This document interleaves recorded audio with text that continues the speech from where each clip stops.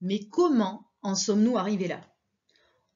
On part d'une maladie inconnue, qu'on a appelée Covid, potentiellement mortelle, mais on ne sait pas exactement dans quelle proportion. Et on en arrive à s'entre-déchirer, se diviser, se souhaiter les pires des malheurs concernant les questions de port du masque, distanciation sociale, limitation des rassemblements, obligation vaccinale, passe sanitaire, accès aux soins soumis à conditions, etc. On est tout de même en droit de se demander quel raisonnement nous a conduit à cette situation qui, pour le coup, est quand même une situation de merde. Alors si on détaille un petit peu les étapes de façon grossière, partant de la maladie, des gens ont étudié l'impact qu'avait cette maladie sur la mortalité générale du pays. Ils en ont déduit une surmortalité, donc une mortalité plus importante que d'habitude. De ce fait, un état de crise sanitaire a été instauré, permettant de faire passer tout un tas de lois et de restrictions imposées à la population. Alors au départ, c'est un peu la panique, tout le monde obéit plutôt bien, mais certains commencent à se demander si tout ça c'est vraiment justifié. Ils commencent un petit peu à remettre en doute les chiffres, notamment ceux de la surmortalité. Parce que s'il s'avère qu'il y a une coquille dans ce calcul, et qu'en vrai il n'y a pas de surmortalité, ben ça remet sérieusement en cause la légitimité de tout ce qui suit quand même.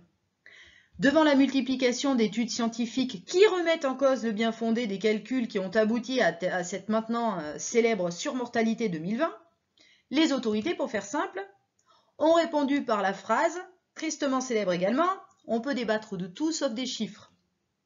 Ouais, enfin normalement dans le milieu scientifique, c'est justement le débat et la controverse qu'on cherche pour faire avancer le raisonnement. Alors on peut débattre de tout sauf des chiffres, ça fait un peu écoute mon grand, c'est comme ça. Le grand Manitou l'a dit, alors tu la ramènes pas trop avec tes débats et tu obéis. Le truc c'est qu'on entend aussi dire, les chiffres, on leur fait dire n'importe quoi. Alors évidemment, c'est pas totalement faux, mais bien heureusement, c'est pas totalement vrai non plus. Effectivement, en science, en général, il faut manier les chiffres avec précaution et on ne peut pas faire n'importe quoi. Ce qui m'amène à citer deux autres phrases qu'on entend beaucoup, notamment au cours de la scolarité, surtout si on a choisi une filière scientifique. À savoir, il faut comparer ce qui est comparable et on n'additionne pas des choux et des carottes. Je vais illustrer ces deux petites citations avec un cas concret. Imaginons deux bergers, Jean-Michel et Jean-René. Jean-Michel dit « Hier, j'ai 2 moutons qui sont morts dans mon troupeau ». Jean-René lui répond « Ne te plains pas trop, moi, j'en ai perdu 3. Et vu que quand je suis allé à l'école, j'ai toujours bien aimé les maths, en termes de pourcentage, je peux t'affirmer que ça me fait 50% de morts de plus que toi. » Alors Jean-René, qui aime bien se la péter avec ses compétences en maths, il saute sur l'occasion pour expliquer son petit calcul. Un tableau et je t'explique. Ça s'appelle le produit en croix. Toi, tu as perdu 2 moutons. Moi, j'en ai perdu 1 de plus que toi. Si on veut ramener ça en pourcentage, il suffit de calculer dans les mêmes proportions combien j'aurais perdu de moutons si toi, tu en avais perdu 100. On applique le produit en croix, 100 fois 1 divisé par 2, ce qui nous donne 50. J'ai perdu 50% de moutons de plus que toi. Jean-René utilise cet argument pour crier au scandale et justifier qu'il faut absolument mettre en place des mesures de protection strictes dans son enclos pour éviter que ça ne se reproduise. Le plan alerte est lancé. Eh bien, en France, il s'est passé un petit peu la même chose.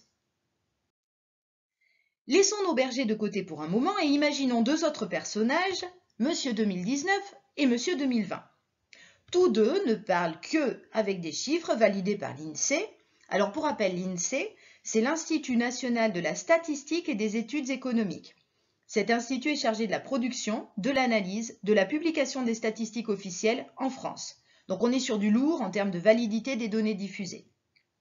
En cliquant sur le lien ici, on obtient un fichier Excel avec pour chaque année de 1962 à 2020 et pour chaque âge, de 0 à plus de 100 ans, le nombre de décès obtenus dans cette année-là et pour cet âge-là.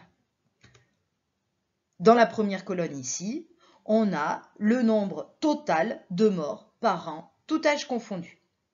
Ce qui intéresse Monsieur 2020, c'est de comparer le nombre total de morts entre lui-même, 2020, et 2019. Donc on fait un petit zoom sur les années qui nous intéressent, et on constate qu'en 2019, il y a eu 613 243 morts. En 2020, il y a eu 668 922 morts.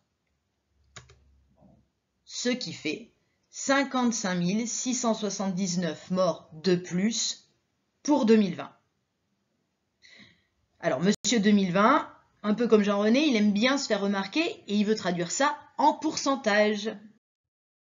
C'est parti, on prend un tableau et on se retape le même calcul que Jean-René pour ses moutons, le fameux produit en croix. 2019 a connu 613 243 morts. 2020 en a eu 55 679 de plus. Pour convertir ça en pourcentage, on regarde dans les mêmes proportions combien Monsieur 2020 aurait eu de morts de plus que 2019 si 2019 avait connu 100 morts. On applique le produit en croix, ce qui nous donne 9%. 9% de morts de plus pour 2020 par rapport à 2019. À la demande de 2020 et devant ce raisonnement qui lui semble implacable, on lance un plan alerte pour 2020. Bim! Et alors, quel plan alerte? C'est l'affolement général, tous les médias s'y mettent. France Info, la mortalité a augmenté, une hausse de 9%, c'est terrible. Les Échos, pareil, 9%, dramatique bilan humain de l'épidémie coronavirus, avec en prime une petite photo de cercueil, ça fait toujours bien. Le Figaro, le taux de mortalité gonflé par la pandémie, avec encore une petite photo de cercueil, histoire de bien alimenter la peur des lecteurs, etc., etc. L'Express, toujours ce terrible 9% qui revient partout. Et cette petite photo de cercueil, on l'aime bien. Actu Orange, et tant d'autres, et tant d'autres. Et je ne vous parle pas des programmes et informations télévisés. J'imagine qu'ils ont dû s'en donner à cœur joie dans le tout scandale et la panique générale. Comment ne pas avoir peur? On voit des photos de cercueils partout. En 3 fois rien dedans, c'est bon, la population est complètement paniquée, prête à tout pour en finir. Une petite pause s'impose. Alors on s'arrête quelques secondes, on prend le temps de respirer, on se calme et on raisonne. Il ne faut pas oublier que si certains ont affirmé « on peut débattre de tout sauf des chiffres », d'autres, dans un souci de rigueur scientifique, ont également dit « il faut comparer ce qui est comparable ». Voyons un peu ce qu'on entend par là. Revenons à nos moutons et à nos 2 bergers, Jean-Michel et Jean-René, et étudions leur cas d'un peu plus près. On se souvient que Jean-Michel a perdu 2 moutons alors que Jean-René en a perdu 3 et que Jean-René avait fait un calcul pour affirmer qu'il avait 50% de morts de plus que Jean-Michel. Ces mêmes 50% ont justifié la mise en place d'un état d'alerte pour Jean-René. Alors certes, Jean-Michel dit avoir perdu 2 moutons, mais il peut être intéressant de se poser la question de moutons sur combien? Si on prend le temps de compter le nombre de moutons dans chaque troupeau, on s'aperçoit que Jean-Michel avait 10 moutons. Il en a perdu 2, donc pour ramener ça en pourcentage maintenant, on sait faire, ça nous fait une perte de 20%. Jean-René, maintenant, lui, il n'avait pas 10 moutons, le brigand, il en avait 20. Il en a perdu 3, alors c'est parti en pourcentage, cela nous donne une perte de 15%. Le brigand, il a fait tout un foin pour lancer son plan alerte, alors qu'en fait, il déplore moins de pertes que Jean-Michel. Aucune raison valable de mettre en place un plan alerte. En fait, quand notre petit prof de maths il nous dit qu'il faut comparer ce qui est comparable, ça veut dire dans ce cas qu'il faut bien tenir compte de la taille du troupeau avant d'affoler tout le monde avec des comparaisons hasardeuses et de lancer des plans paniques. Dans ce cas précis, aucun affolement à avoir. Jean-René s'en tire même mieux que Jean-Michel. Alors on reviendra un peu plus en détail sur Monsieur 2019 et Monsieur 2020, mais quand même. Quand on regarde rapidement la taille de la population française au fil des ans, on s'aperçoit, sans trop de surprise, qu'elle augmente. Or, le calcul qui a permis d'aboutir aux 9% de morts de plus en 2020 par rapport à 2019 n'a pas tenu compte de cette augmentation de la population. Et on sait maintenant que pour que le calcul soit rigoureux, il faut tenir compte de la taille de la population. Continuons maintenant avec le deuxième conseil mathématique qu'on a vu. On n'additionne pas des choux et des carottes. On a bien compris maintenant qu'il fallait comparer ce qui est comparable, mais il faut également additionner ce qui est additionnable. Je m'explique. Reprenons nos 2 bergers et admettons ce coup-ci qu'ils aient chacun 20 bêtes dans leur troupeau. Comme ça, on part avec la même taille de troupeau. Jean-Michel a perdu 2 moutons, Jean-René en a perdu 3. Pour Jean-Michel, ces 2 moutons sur les 20 représentent une perte de 10%. Pour Jean-René, ces 3 moutons sur les 20 représentent une perte de 15%. Alors Jean-René, ce coup-ci, il se dit, c'est bon, j'ouvre grand ma gueule pour crier au scandale, j'ai plus de pertes que Jean-Michel. Vite, vite, vite, je lance un plan d'alerte, je mets en place des mesures de protection, etc. Alors, au risque d'énerver un petit peu Jean-René, et sans remettre en cause le fait qu'il ait certainement dû faire de son mieux à l'école, il manque un paramètre crucial à prendre en compte. L'âge des moutons. Ben oui, parce que si on réfléchit 2 secondes, qu'on soit mouton ou humain, on a quand même plus de risques de mourir quand on est très vieux que quand on est jeune. Admettons maintenant qu'on distingue 2 classes de moutons dans les troupeaux, les très vieux et les jeunes. Admettons que dans le troupeau de Jean-Michel, il y ait 5 vieux, et que sur les 2 moutons qui sont morts, un était jeune, l'autre était vieux. Pour Jean-René, admettons que sur ces 20 bêtes, 15 moutons étaient vieux, et que les 3 moutons qu'il a perdus étaient 3 vieux moutons. Si on regarde maintenant un peu plus finement dans chacun des troupeaux. Pour Jean-Michel, concernant les jeunes, il avait dans son troupeau 15 jeunes, il en a perdu 1, ce qui fait une perte de 6,6%. Concernant les vieux, il avait dans son troupeau 5 vieux, il en a perdu 1, ce qui représente une perte de 20%. Passons maintenant à ce cher Jean-René.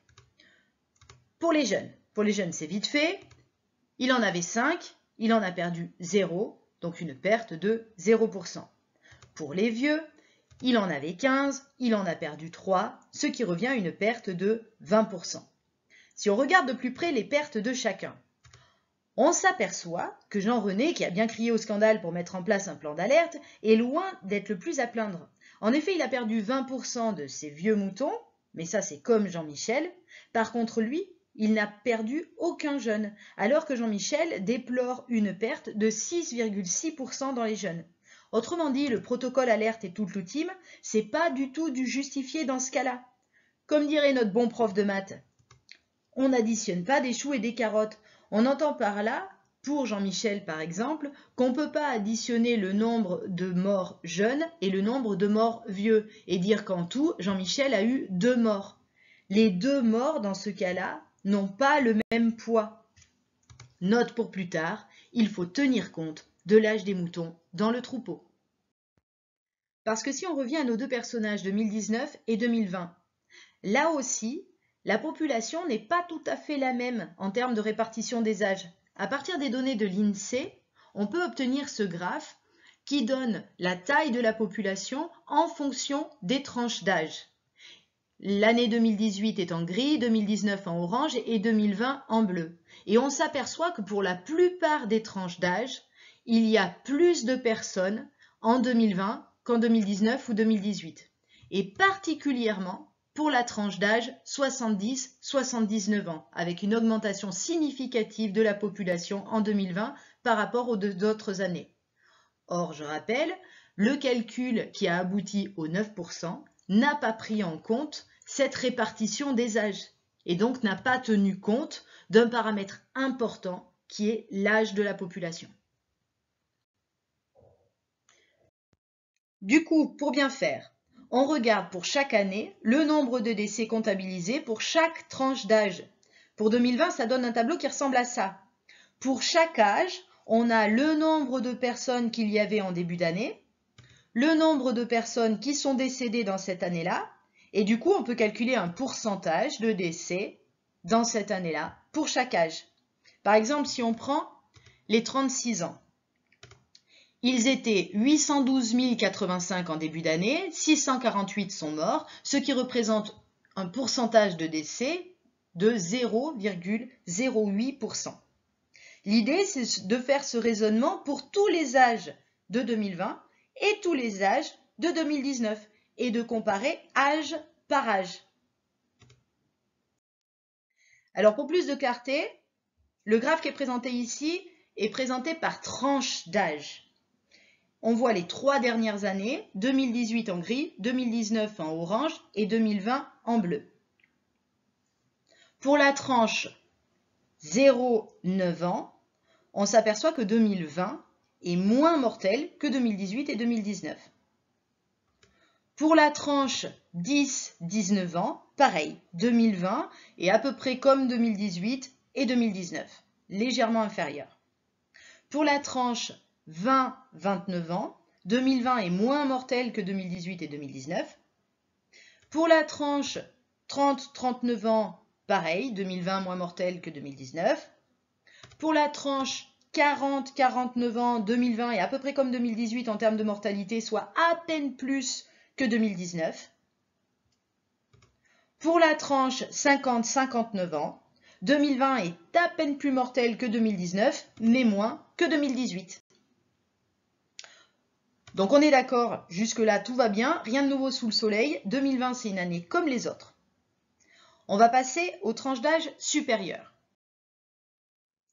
de 60 à 99 ans.